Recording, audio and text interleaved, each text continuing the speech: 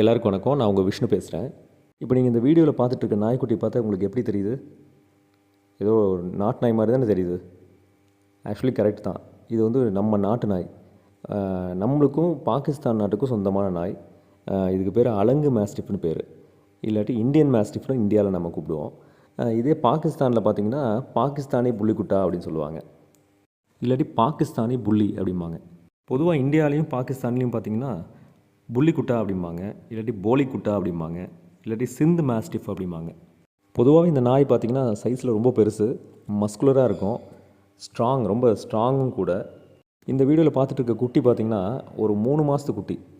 3 மாதத்து குட்டி எவ்வளோ பெருசு இருக்குதுன்னு பாருங்கள்.